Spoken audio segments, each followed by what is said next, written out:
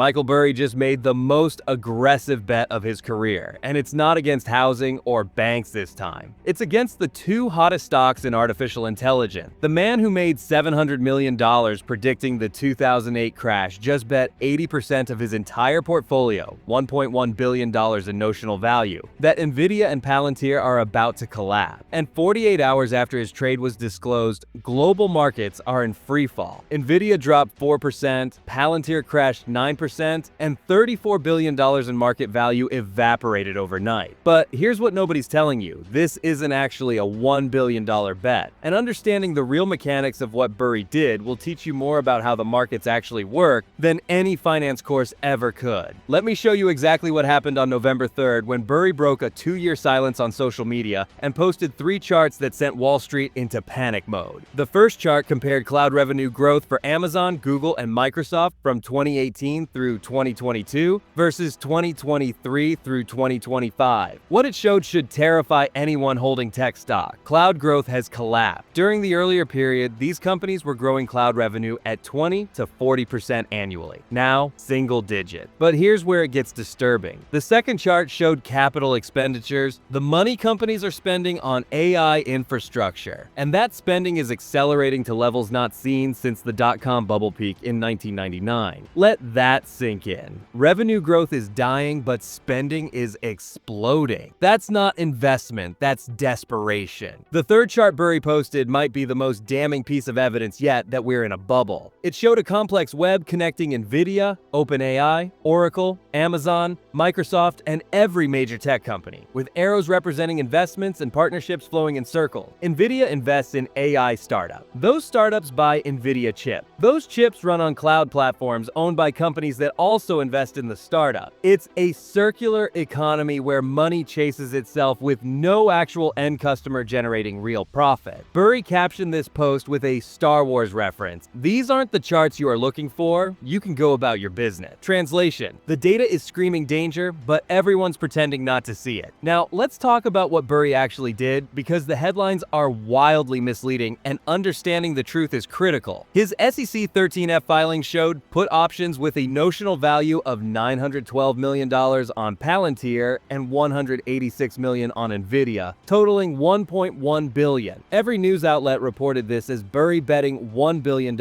against AI. That's not how options work. A put option gives you the right to sell shares at a specific price by a certain date. You don't need to own the shares, you don't need to spend anywhere near their full value, you just pay a small premium up front. Think of it like insurance. If you buy insurance on a $300,000 house, you might pay $3,000 annually. You didn't spend $300,000, you spent $3,000 for the right to get paid if disaster strikes. Burry's actual cash outlay was likely 1 to 5% of that $1.1 billion, meaning he spent somewhere between $11 million and $55 million to control $1.1 billion in exposure. This is why Burry's move is so brilliant and so dangerous for anyone on the other side of his trade. His downside is capped at whatever premium he paid. Let's say $50 million worst case. His upside is theoretically unlimited. If Palantir drops 50%, those puts could be worth $500 million or more. If it drops 70% like it did during COVID, they could be worth over $1 billion. He risked $50 million to potentially make $1 billion. That's the asymmetric risk profile that's made Burry legendary. But here's what should really concern you. Burry doesn't make trades like this unless he's absolutely convinced something is structurally broken. He spent 2 years building his housing short in 2005 through 2007. He watched his fund lose money, faced lawsuits from investors, got called crazy by everyone on Wall Street, and he was right. Now he's doing it again with AI. Let's examine why Burry thinks these specific companies are doomed, starting with Palantir, because this is where his conviction is strongest. $912 million in puts on Palantir makes it his largest position by far. Palantir's market cap just hit $450 billion.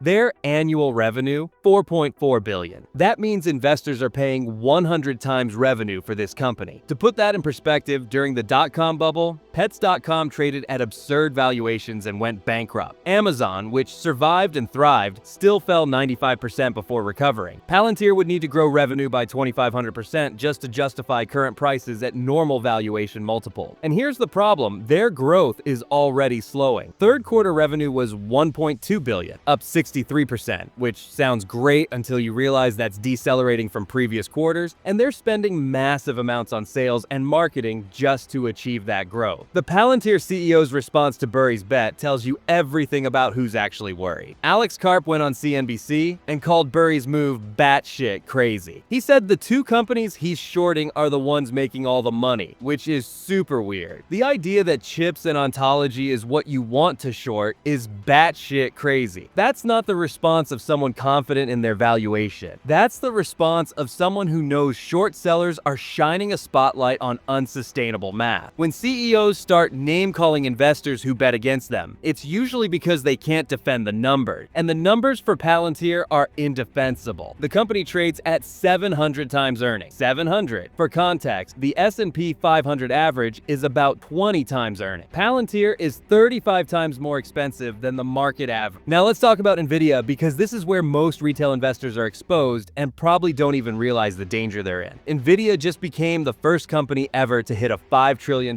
market cap. It's up 54% this year alone. The stock has been the single best performer in the entire market, making early investors extraordinarily wealthy. And Burry is betting $186 million that it's about to fall. Why? Because Nvidia's entire bull case rests on the assumption that AI infrastructure spending will continue accelerating forever. But Burry's charts show that's already breaking down. Cloud revenue growth is collapsing while companies keep spending on chips and data centers. That's the definition of malinvestment, spending money on capacity that won't generate return. Here's what most people don't understand about Nvidia's business model. They don't sell to end consumers, they sell to other companies who are building AI capability. Microsoft buys Nvidia chips for Azure. Amazon buys them for AWS. Google buys them for cloud. But who's actually paying these companies for AI services that generate enough profit to justify this spending? Nobody yet. OpenAI loses money. Anthropic loses money. Every AI startup burns cash. The only company consistently making money is Nvidia, selling the picks and shovels. But what happens when the gold rush ends and companies realize they've spent hundreds of billions on infrastructure that doesn't generate returns? They stop buying. And when Nvidia's revenue growth stalls, a stock trading at these valuations doesn't go down 20%, it goes down 60%. The geopolitical dimension makes Nvidia's situation even more precarious. China's internet regulator recently instructed Chinese tech companies not to buy Nvidia's H20 chip, preferring to build domestic capabilities instead. That's a massive market effectively closed to Nvidia. Meanwhile, every major tech company is developing their own custom AI chip. Google has TPUs, Amazon has Trainium, Microsoft is working with AMD, Apple designs its own silicon. Nvidia's moat is eroding from multiple directions simultaneously. The competition that didn't exist 3 years ago is now spending billions to not need Nvidia. And Burry sees this happening before the market does. Let's examine the historical parallels, because they're eerily similar to previous bubbles Burry has traded. In 2006, everyone said housing only goes up. Subprime mortgages were being packaged and sold as AAA-rated security. The math didn't work, but nobody cared because prices kept rising. Burry spent months reading through mortgage documents, found the fraud, and shorted the entire housing market. In 2007, before Lehman Brothers collapsed, he posted warnings that went ignored. Fast forward to today. Everyone says AI will change everything, valuations don't matter because growth is infinite, and anyone questioning it gets called a Luddite. Burry is posting charts showing the math doesn't work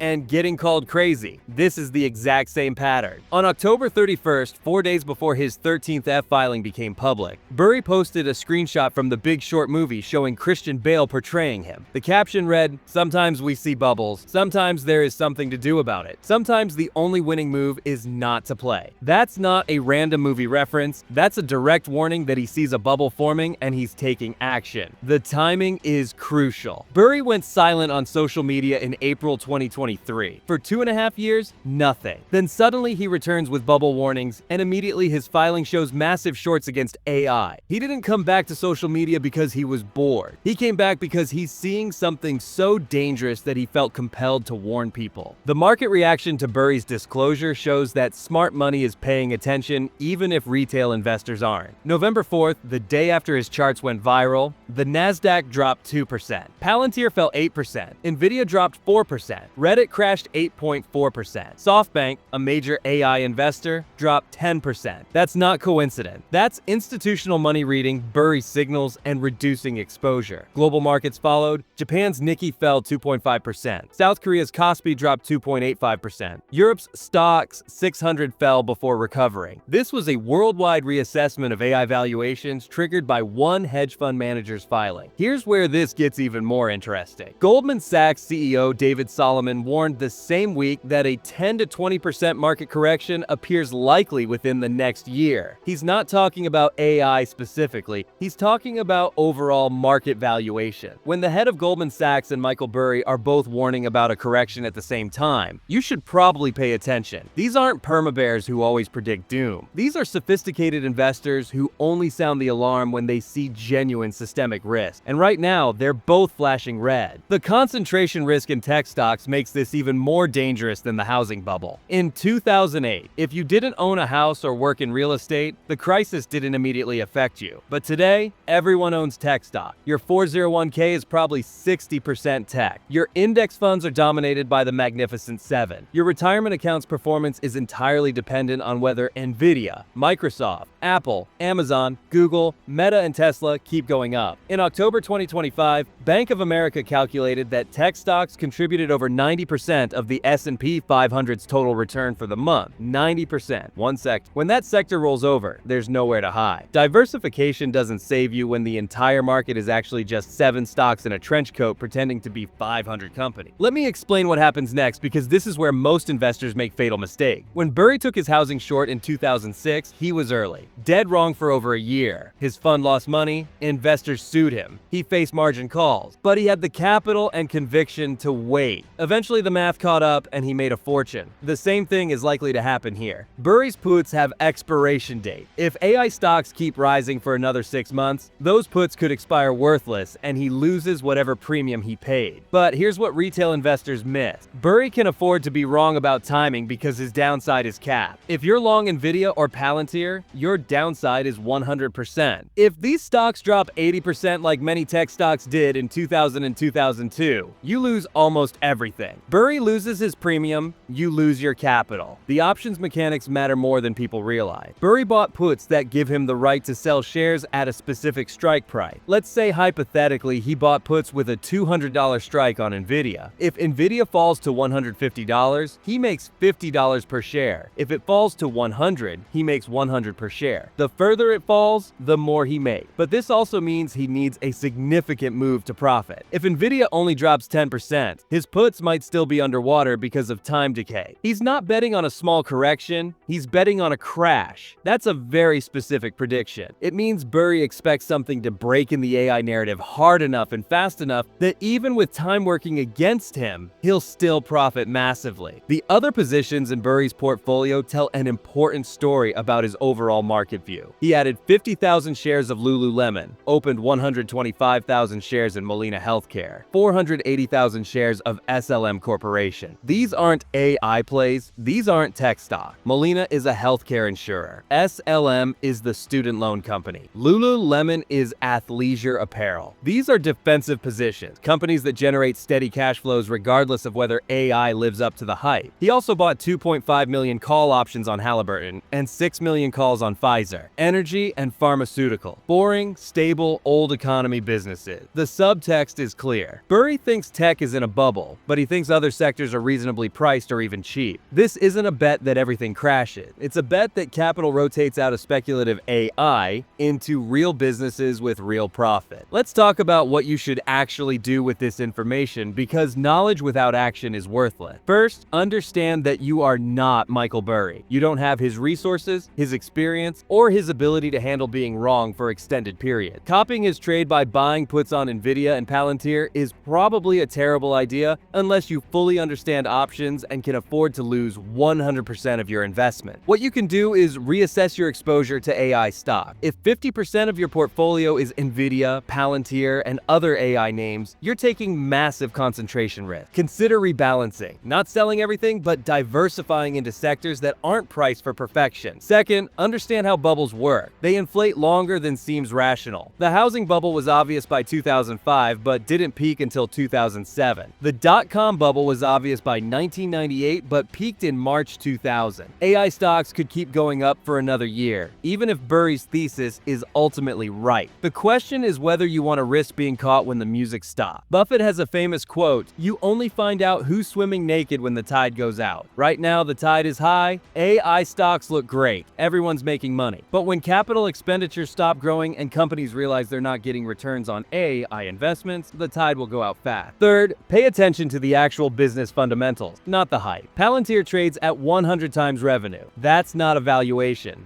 That's a prayer. For that price to make sense, everything has to go right. Competition can't emerge. Margins can't compress. Growth can't slow. Regulation can't increase. None of those assumptions are realistic. When any of them break, the stock doesn't decline gradually, it crashes. Same with Nvidia. The company is priced assuming every cloud provider and AI company will keep buying chips at current rates forever. But Microsoft just reported that despite massive AI spending, their cloud growth is slowing. That's the first crack in the narrative. The Bank of England issued a warning before Burry's trade became public that's worth understanding. They said the sharp increase in valuations of top AI tech companies creates risk of sudden correction in global markets. OpenAI went from $157 billion valuation in October 2024 to $500 billion in 2025. Anthropic went from $60 billion in March to $170 billion in September. These aren't graduations in value based on revenue growth. These are speculative explosions. The Bank of England specifically warned that a change in perceptions about AI progress could drive reevaluation of currently high expected future earnings. Translation: if AI doesn't deliver on promises, these valuations evaporate overnight. One detail everyone's missing is that this isn't Burry's first attempt to short Nvidia. In the first quarter of 2025, he had 97.5 million in Nvidia put, about half his portfolio at the time. Since then, Nvidia is up 50%. If Burry held those puts, he lost money on them. And yet here he is, doubling down with an even larger position. That tells you two things. First, he's willing to be wrong about timing because he knows eventually valuation math wins. Second, the fact that Nvidia has run another 50% higher probably makes him more convinced, not less, that it's in bubble territory. The higher it goes without fundamental justification, the harder it falls when reality asserts itself. Let's talk about what breaks the AI bubble, because that's the critical question. It won't be Burry's warnings, it won't be charts or analysis. Bubbles pop when capital stops flowing in, and capital stops flowing when returns disappoint. The catalyst could be a major AI company admitting they're not seeing ROI from their investment, or a recession that forces companies to cut speculative spending, or an Nvidia earnings report that shows demand softening, or just general market selling that forces tech-heavy funds to liquidate positions for redemption. The specific trigger doesn't matter. What matters is that at current valuations, there's no room for error. Any disappointment, any growth slowdown, any increase in competition, and the valuations collapse. The political and regulatory dimension is another underappreciated risk. If AI starts displacing jobs at scale, politicians will face enormous pressure to regulate or tax the technology. If AI generates dangerous content or enables fraud, regulators will intervene. We've already seen initial moves in the EU with the AI Act. If the US follows with regulation that limits AI applications or imposes costs on companies developing it, that changes the entire investment thesis. Burry might be betting not just on valuations being too high, but on political backlash making the technology less profitable than currently assumed. Here's the final piece that ties everything together. Michael Burry doesn't trade to make headlines, he trades to make money. Everything he does is calculated based on deep analysis of data that others ignore. When he posts charts comparing AI capital expenditure growth to the 1999 tech bubble, he's not being provocative, he's showing you the receipt. When he compares cloud revenue growth then versus now and shows it's collapsing, he's highlighting a fundamental disconnect between spending and return. And when he puts 80% of his portfolio into a bet that two of the hottest stocks in the market are going to crash, he's telling you he has high conviction this ends badly. You have a choice. You can assume Burry is wrong for the first time in his career when he's made a major contrarian call. You can ignore the charts he posted showing AI spending matching the 2000 peak before the NASDAQ lost 78%. You can dismiss the fact that 95% of companies see no return on AI investment. You can overlook that Palantir trades at 700 times earnings and Nvidia at valuations that assume infinite growth. Or you can acknowledge that when the guy who called the biggest financial crisis in modern history puts his money where his mouth is, perhaps there's something to it. The people who ignored Burry's housing warnings in 2006 lost everything. The people who paid attention saved themselves. History doesn't repeat, but it sure does rhyme. And right now it's rhyming with every bubble that came before.